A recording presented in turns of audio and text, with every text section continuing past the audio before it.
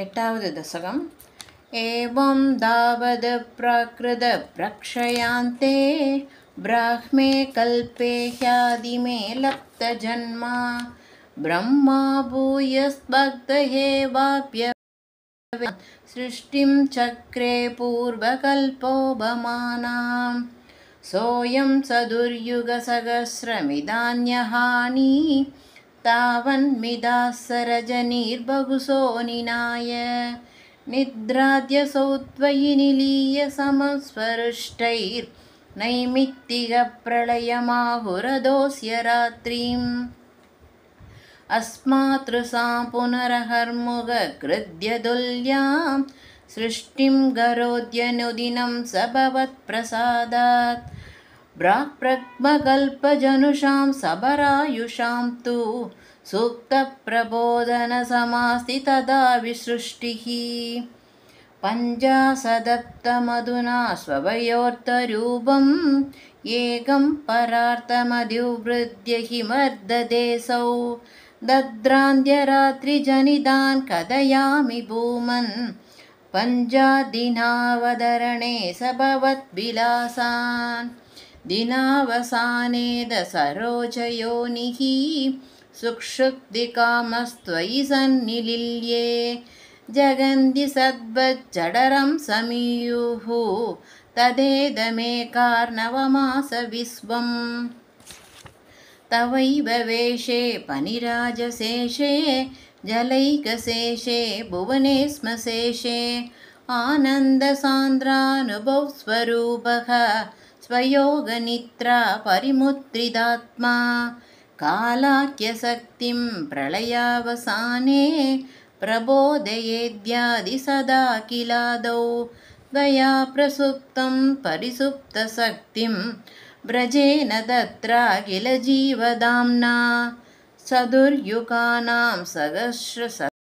ससहस्रमेवं त्वयि प्रसुप्ते पुनरद्वितीये कालाख्यशक्ति प्रथमप्रबुद्धा प्रबोधयद्मां किल विश्वनाथ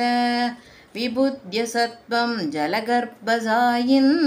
विलोक्य लोकानखिलान् प्रलीनान् देष्वेव सूक्ष्मात् दया निजान्तः सिदिदेषु विश्वेषु तदा दृष्टिं ततस्त्वदीयादयिनाभिरन्त्रा तुदञ्चितं किञ्चन दिव्यपद्मं निलीननिशेषपदार्थमाला सङ्गेशरूपं मुकुलायमानं सङ्गेशभरूमं मुकुलायमानं तदेदम्बोरुहकुट्मलं ते कळेबरातो यबदे प्ररूढं पगीर्निरीदं परितस्फुरद्भि स्वधामभिर्वान्दमलं नयकृतं सम्बुल्लभद्रे निधरां विचित्रे तस्मिन् भवद्वीर्यत्रुदे सरोजे सपद्मजन्मा विधिराविरासीत् स्वयं प्रबुद्धा किल वेदराशि अस्मिन् परात्मन्ननुपात्मकल्पे